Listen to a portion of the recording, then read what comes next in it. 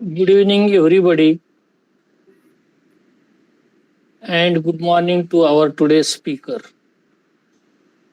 This is Veer Maheshwar Charitable Trust Latur, organizing daily international webinar series. This series is running from last 5 years, and with the support of the renowned speakers and the participants, we are running this daily one.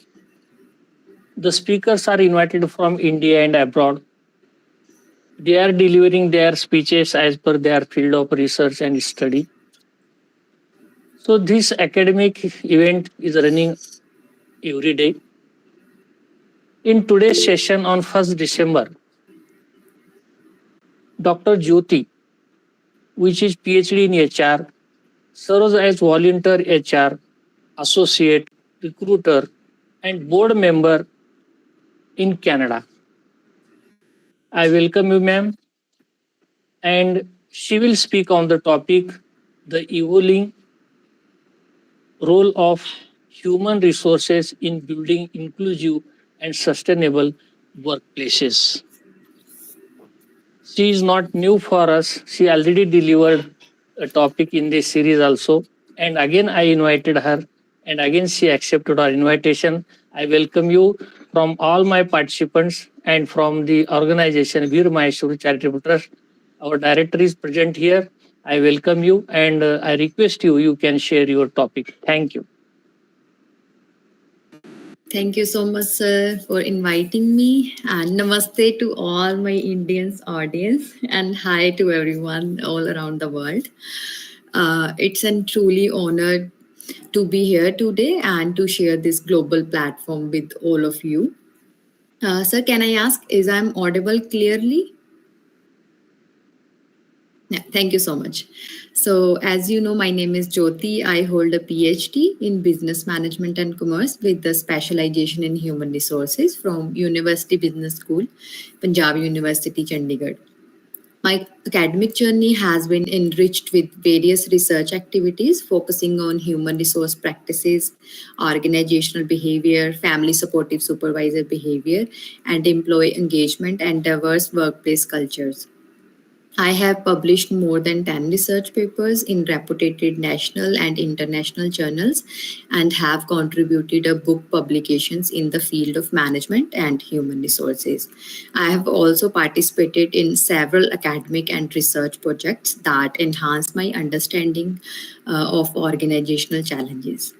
I'm grateful to have received best paper awards at international conferences as well, and I have experience of teaching Master of Commerce and Master of Business Administration students, which is very good experience I have to strengthen my passion for guiding and supporting learners. Along with academics, I actively engage in various educational and social activities that contribute to community development. So, as Sir told that currently I am also volunteering as a HR associate and serving as a board member with non-profit organizations in Canada, which allow me to further develop my HR expertise while giving back to the community. My academic journey and professional experiences have allowed me to explore the human side of organizations, like how people, culture, and values together shape success. And that is why what brings me to today's topic, a subject that's close to my heart and deeply relevant to our modern workplace. I would also like to extend my heartfelt gratitude to Dr. BETKAR, Principal and Chief Organizer, and the Veer Maheshwar Charitable Trust, Latur, Maharashtra, India, for organizing this wonderful international webinar series. I think, according to me, this platform truly enrich our generations with all round knowledge across various fields, and I truly believe that it stand out as a remarkable contribution to academic and professional development. I sincerely pray for your continued success and strong spirit in organizing such impactful international webinar series in future as well. So, today's we are going to talk about the evolving role of human resources, building inclusive, diverse, and sustainable workplace. So, let's begin with the journey of human resources. So, traditionally, as we can see, that human resources was known as personal management, and the focus was mainly administrative, maintaining employee record, managing attendance, and ensuring compliance with labor laws. As organization and employees' expectations evolved, human resources are also transformed. The recognition grow that people are the true source of competitive advantage. Their motivation, their engagement, and creativity drive organizational success. So today, human resources functions as a strategic partner. So human resources professionals influence business decisions, shape organizational culture, support leaders, and help organizations adapt to change. If we look ahead, human resources will increasingly integrate data, AI, people analytics, and ethical leaderships to guide the organizational growth and decision making. Human resources involve across three stages.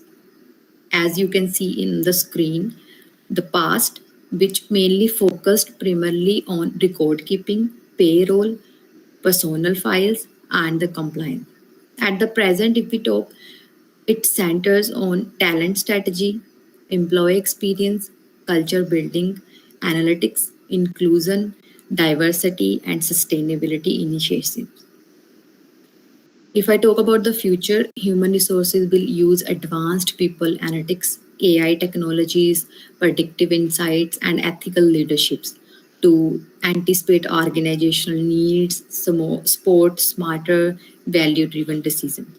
So, by leveraging data, implementing inclusive and equitable policies, and promoting sustainability, human resources contribute directly to the organizational performance. In a sense, human resources play a central role in creating workplaces that are inclusive, innovative, and prepare for the future of work. So let's talk about why human resources role is changing right now. So over the last decades, the workplace has transformed dramatically. Companies are not just judged by the financial performance anymore. They are also judged on how they treat their people, what is the working culture in the organization, how they contribute to the society, how they take care of the environment as well. So, the several forces are driving this change. Globalization has created cross border workforces. So, managing talent is not limited to one location. This rise of hybrid and remote work has changed how we connect, collaborate, and engage employees. And employee, stakeholders, and society now expect organizations to focus on ESG, which stands for environmental, social, and governance initiatives, diversity, inclusion, overall well-being, and ethical leadership. Because of all this, human resources has moved from being primarily administrative, which is all about handling payroll, attendance, and compliance. Now it's to becoming a strategic business partner. So the human resources now influence strategy, culture of the organization, and organizational impact all over the world. So in this evolving context, two words have become critical: inclusion and sustainability. These are not just buzzwords, they are central to how organizations succeed today and in the future. So, according next slide is according to the research, like how many people, what is the research is telling about the aspects of the organizational behavior. So, according to the research in 2024, Human Capital Trends report, over 70% of employees prefer to work for organizations that actively prioritize sustainability and inclusion. So, this tells us something important.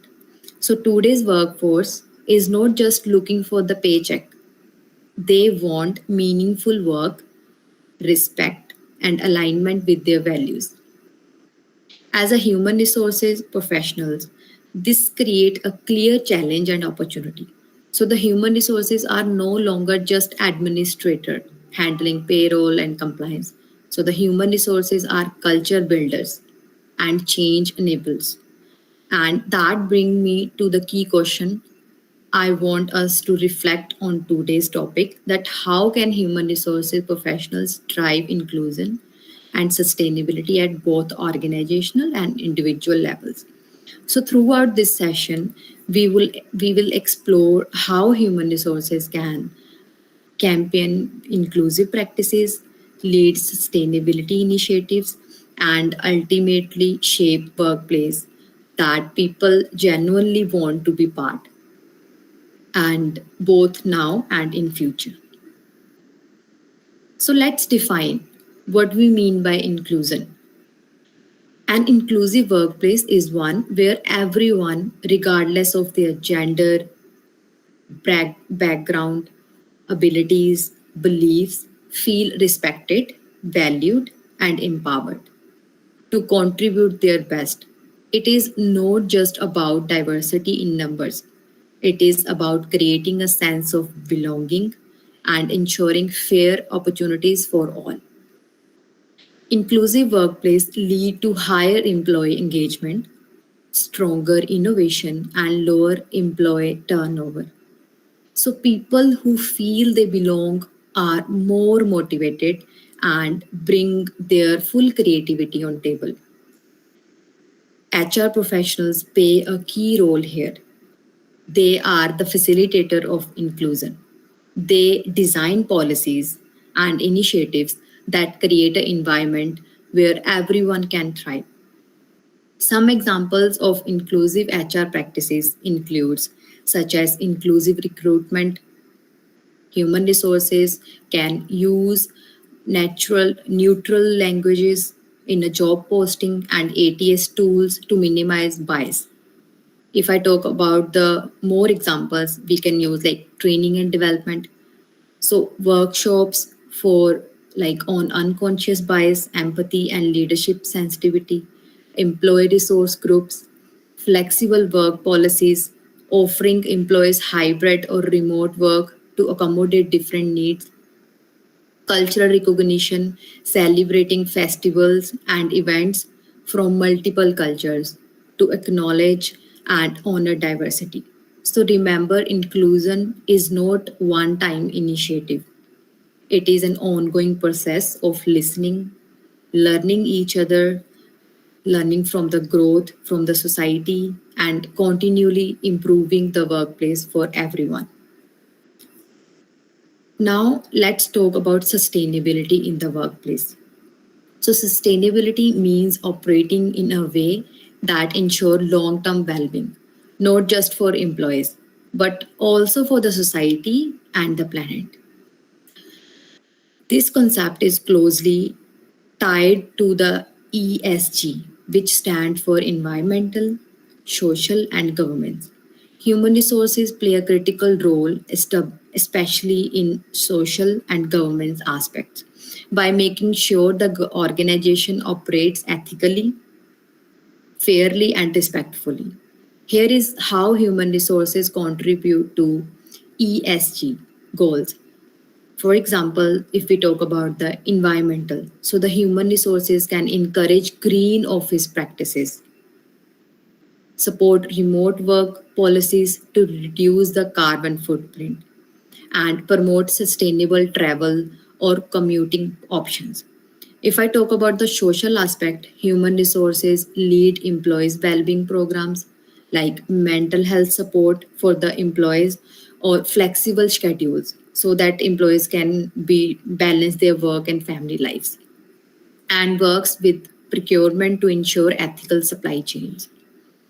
If we talk about the government, human resources help maintain transparent policies, ensure misconduct is reported appropriately, and oversee ethical use of human resources technology and AI while protecting employees' data.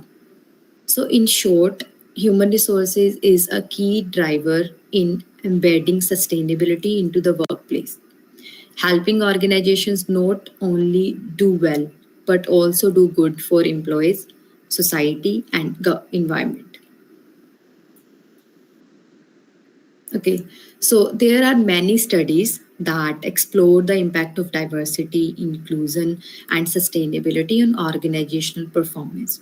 So research clearly show that diversity, inclusion, sustainability do not just benefit society; they also improve business performance.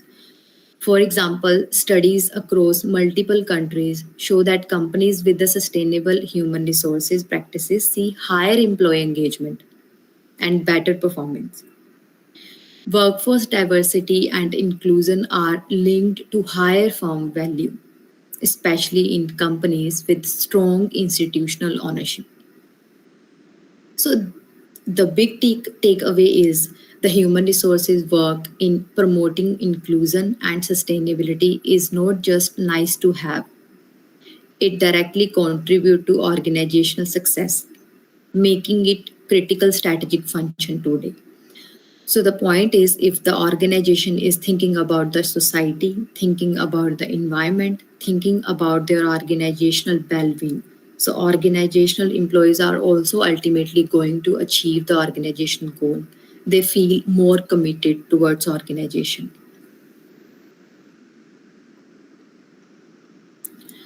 Next, now let's see how technology support inclusion and sustainability in human resources. So the modern human resources tools like Human Resource Information System, ATS, and SharePoint help us track workforce trends and monitor initiatives. For example, our DEI, diversity, equity, and inclusion metrics we can use to monitor gender ratio, pay equity, and overall representation to make sure everyone has a fair opportunity. Employee feedback. So, the real time surveys help the human resources to understand the culture, the engagement level at our organization, and areas where employees need support. If I talk about the digital learning, like training became more accessible and inclusive. So everyone can grow regardless of location and background. Data analytics insights from data allow human resources to reduce bias, enhance employee well being, and even anticipate turnover. The big takeaway is here that the technology is not just a tool, it empowers human resources and other staff members as well to make informed decisions, design better policies for the organization, for the society, for the environment, and demonstrate measurable impacts on inclusion and sustainability. So, by leveraging these tools, human resources can move from administrative tasks to bring strategic driver of meaningful change in the organization.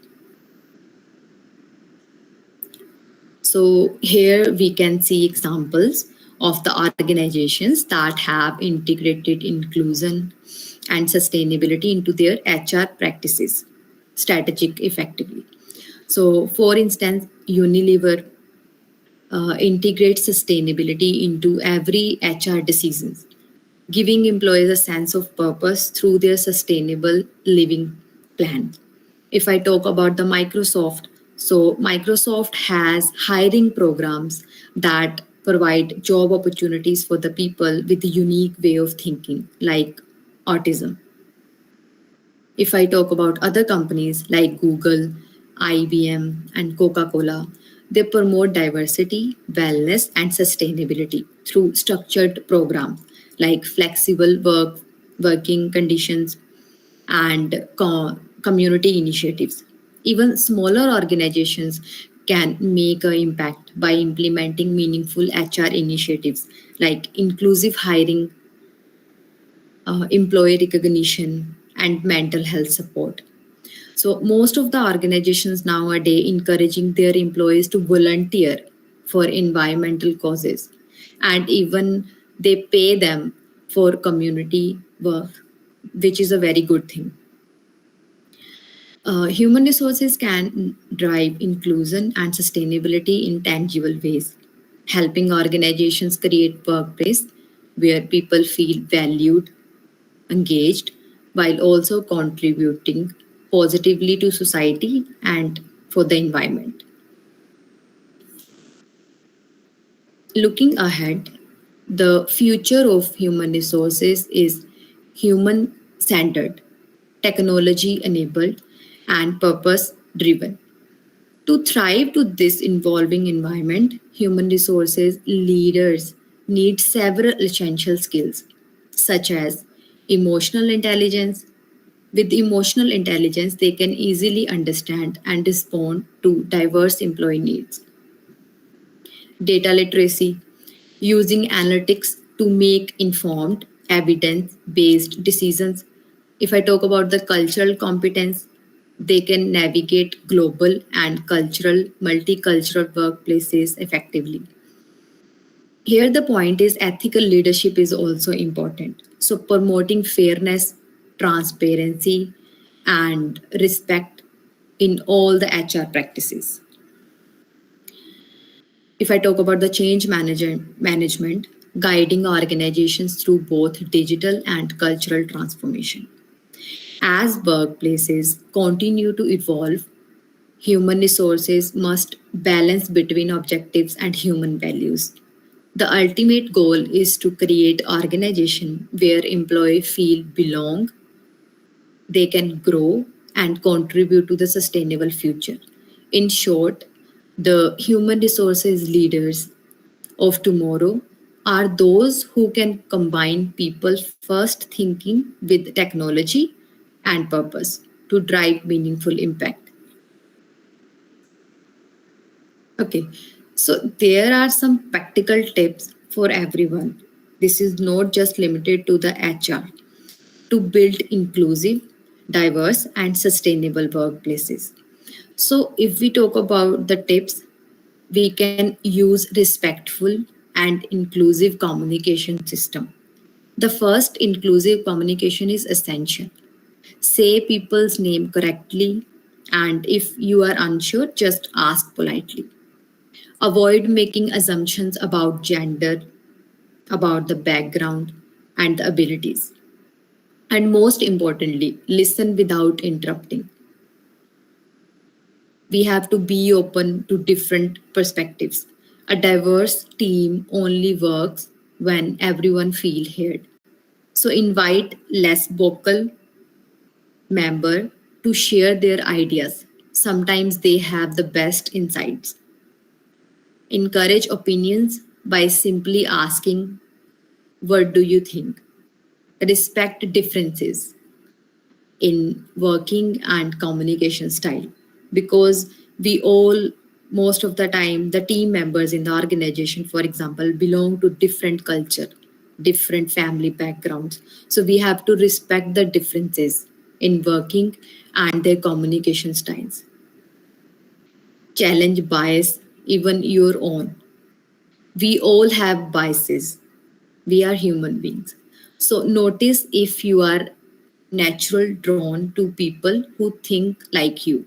Before making decision, pause and ask, am I being fair? And if you notice bias or exclusive, speak up respectfully. Support your colleagues, support your team members. In an inclusive workplace, we lift each other up. Offer help when someone is new at your organization, at your workplace. Create space for new team members to feel comfortable. Always respect culture and personal boundaries. Be a person who stands with others. This does not require a special role. It is about actions. You have to stand up for your team members, for your colleagues who may be overlooked. Give credit fairly during meetings. If anybody of the team member is contributing the idea, so your responsibility is to appreciate them so that they can feel good, they can feel motivation. Promote respectful behavior whenever you see it. promote sustainable work practices. So, the sustainability is also part of creating a responsible workplace.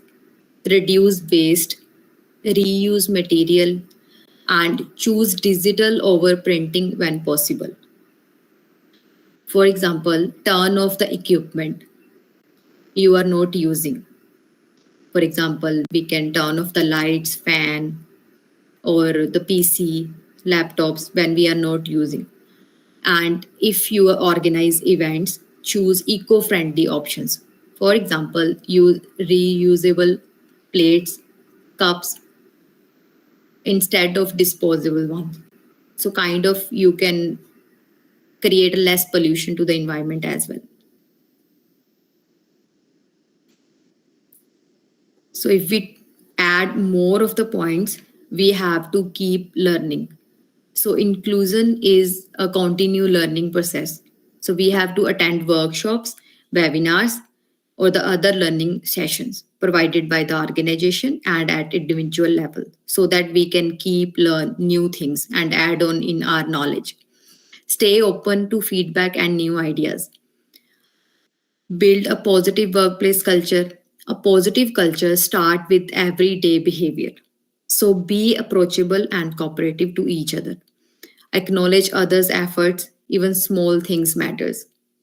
And whenever possible, bring solutions, not just problems. So be positive. Participate in company initiatives, engagements that strengthen workplace culture. So if the organization is conducting any of kind of initiative for the society, for own workplace, so you have to participate. It enhance your learning as well and contribute to the organization goals. So you have to join the companies committees, like a committee regarding wellness, cultural clubs we have in the organization. So being employees, we have to join these. Volunteer at community or organizational event. These actions show support for company's value. Lead by example. So the leadership is not just about title, it is about behavior. Your actions influence your team more than you realize. So anyone can model respect, fairness, and sustainability. So, to conclude, inclusion and sustainability are no longer just trends. They are foundation of modern organizational success. So the human resources professionals are uniquely positioned to lead this transformation. So, by creating inclusive culture and promoting sustainable practices, we do more than improve workplaces. We have the opportunity to shape the better world. But it is not just only about the human resources responsibility, no matter what field you are, teacher, doctor, in an army, banker, you have the power to share your workplace culture. You can shape your workplace culture in a positive way. Practice empathy in your daily interactions, as I discussed multiple examples and tips. So, advocate for the fairness and inclusivity at workplace. Take responsibility for the environmental and social impact on your work. Like small actions like listening actively, monitor others, give feedback, supporting diversity, respect each other, or suggesting sustainable practices can create a big effect that transform your team as well as the organization. So remember one thing, that building inclusive and sustainability workplaces start with the choice you make every day as human resource professionals and as an individual. We are not just a managing people, we are inspiring change, driving purposes, and building the future for work.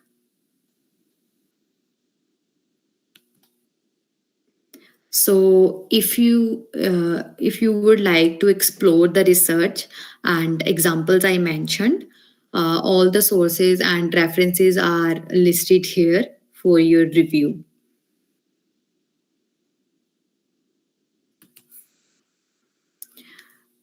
Thank you for your time and attention today. I hope this session has provided a useful insights into how human resources can and even a normal human being can drive inclusive sustainability and meaningful changes in the organization. And I would be happy to answer any questions, or I really want to hear your thoughts on how these ideas can be applied in your own background, like about your workplace experiences. And thank you once again for being part of this discussion. Thank you, Dr. Jyoti madam. The need of the day that was the role of human resources in building inclusive and sustainable. It was a detailed explanation by you because, as you have said, that organizations are not related to only financial progress, but the peoples or the workers, those who are working there, how they are utilizing the resources for human development, environmental, all these things. So it's very nice to watch your video and listen your thoughts. Thank you to you. And I request all participants they can unmute and discuss with our today's. Thank you so much, sir. So anybody can like raise your hand or ask, or you can use a chat box as well. I think we have one. Yeah.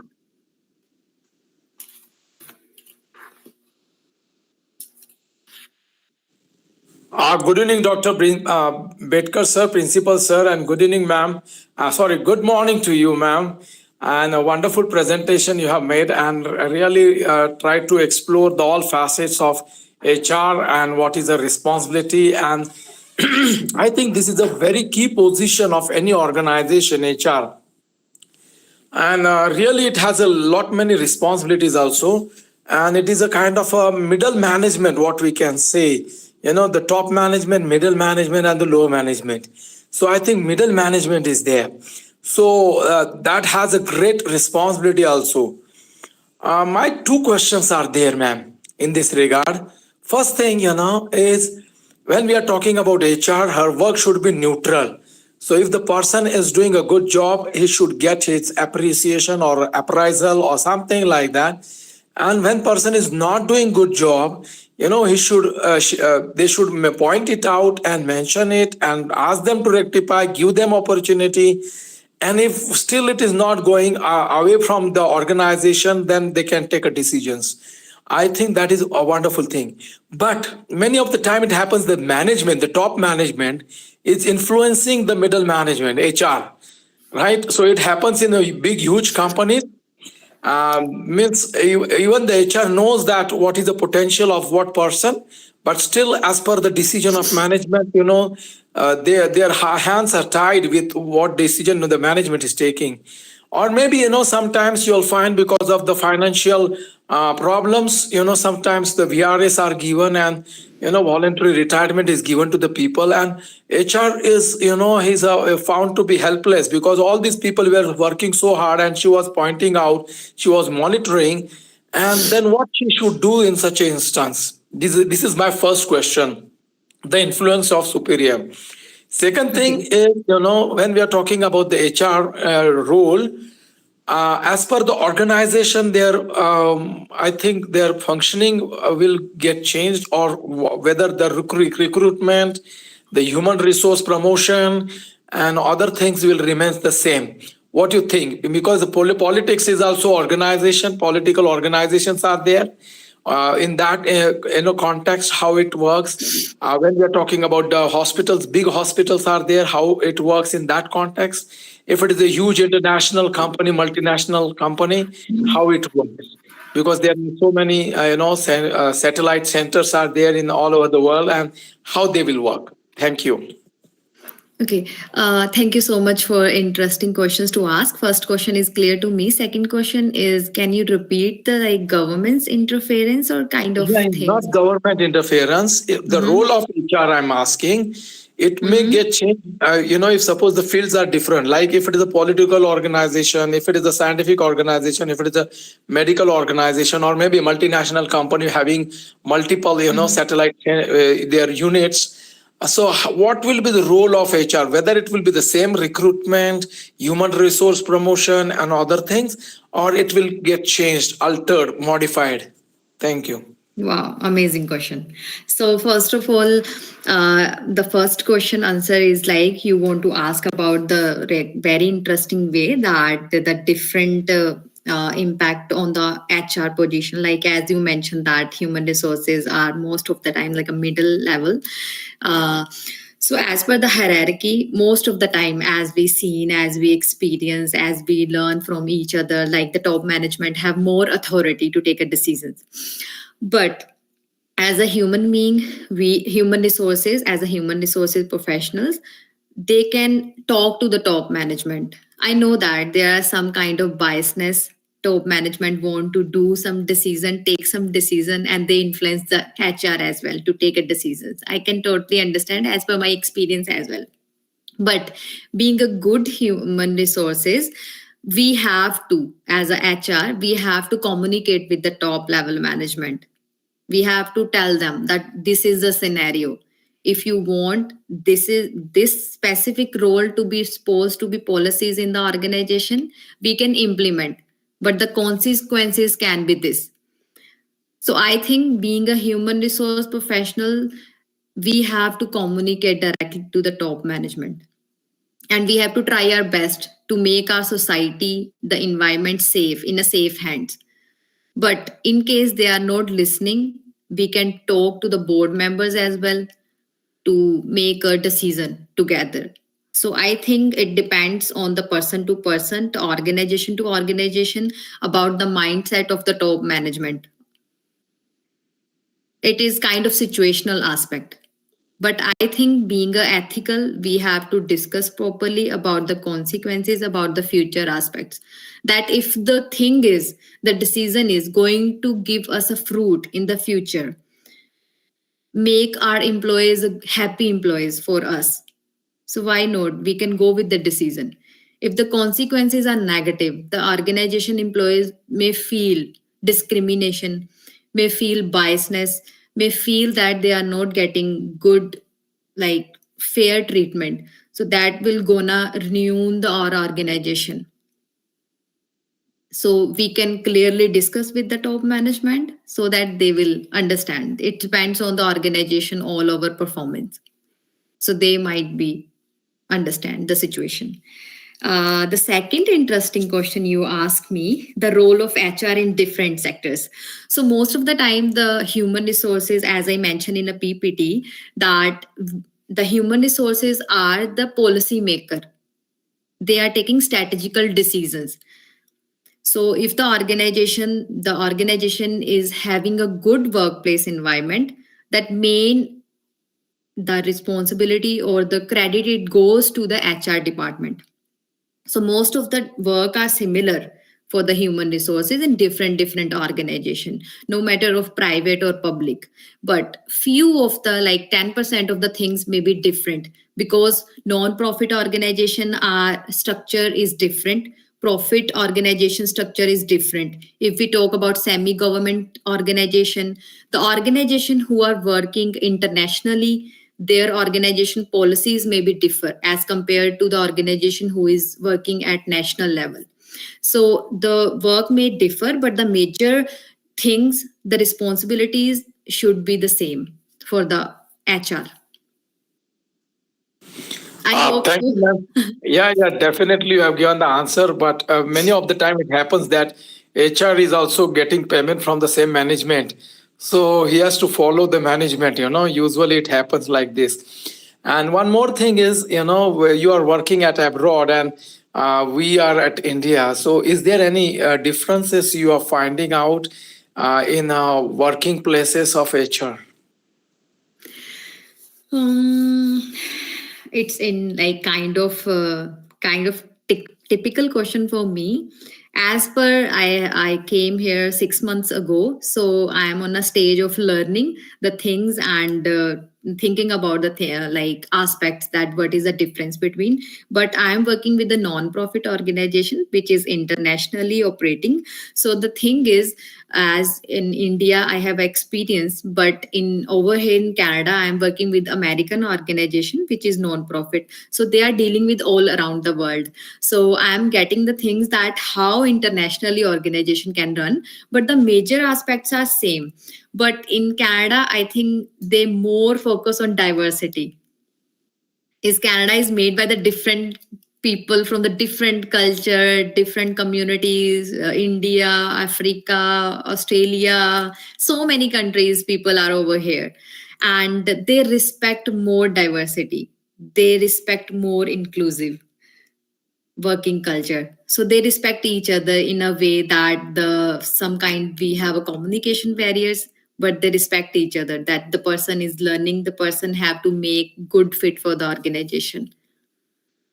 Thank you. I think hope so I will Yeah, yeah. answer the Thank you, question. thank you, ma'am. Wonderful answers, and we got to know what kind of culture is there. So many different countries, people are there, but they are working together, and what we call it as Vasudeva Kutumbakam. That kind of principle is really there.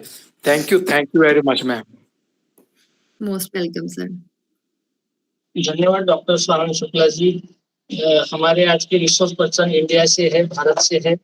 आज भी वहाँ Canada में रह के उन्होंने सिंदूर लगाया है और अपने भारत के जो कल्चर है उसको भूले नहीं। ये बहुत अभिमानास्पद बात है हमारे लिए कि आज भी वो हमारे से जुड़ी है और हमारे लिए रिक्वेस्ट करने के बाद यहाँ आज का एक अच्छा टॉपिक हमें मिला, जो कि दो देश में जो एचआर का जो रोल है, ऑर्गेनाइजेशन बिहेवियर का जो है, प्रोग्रेस का जो देखने का तरीका है, वो आपने हमें बता दिया। और जहाँ तक कि वो अपने जो काम करते हैं वर्कर्स, इनकी तरक्की के लिए ऑर्गेनाइजेशन को क्या क्या स्टेप्स उठाने चाहिए, कैसी हमारी रिस्पॉन्सिबिलिटी रहेंगी, ये सब बातें आपने बहुत ही अच्छी तरह से हमें समझाई है। आपका बहुत बहुत धन्यवाद। और आपकी थोड़ी हिंदी की प्रैक्टिस हो जाना, इसलिए हमने हिंदी थोड़ा बोलने की कोशिश की है। धन्यवाद मैडम।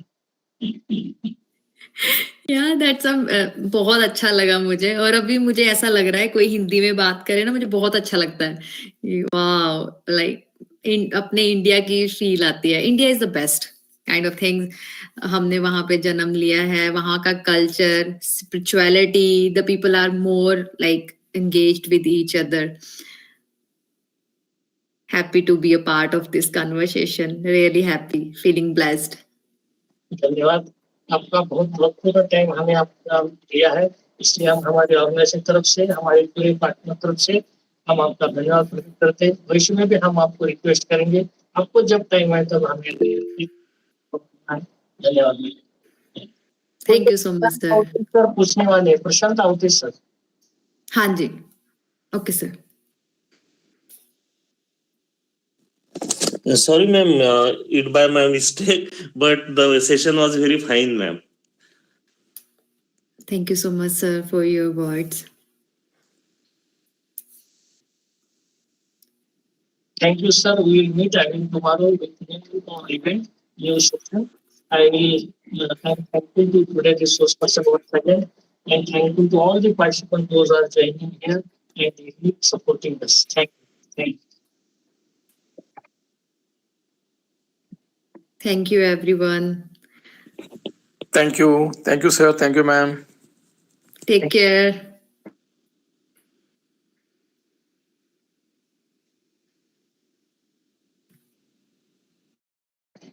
इसकी यूट्यूब लिंक भी है, आपको मैं शेयर करूंगा इसको लिंक।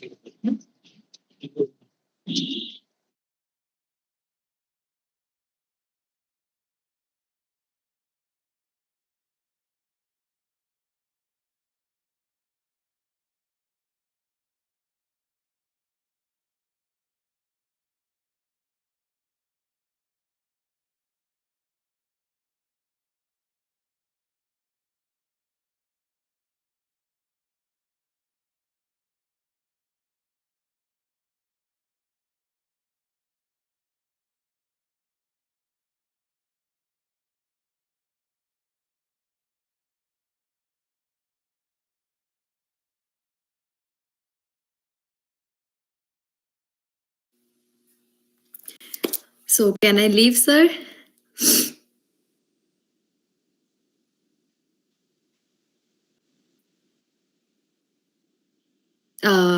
मैं या thank you so much sir. I really appreciate जो भी आप काम कर रहे हो, बहुत अच्छा काम कर रहे हो. I really feel very blessed to be today here and present my thoughts. Thank you so much for the opportunity and God bless you. Namaste.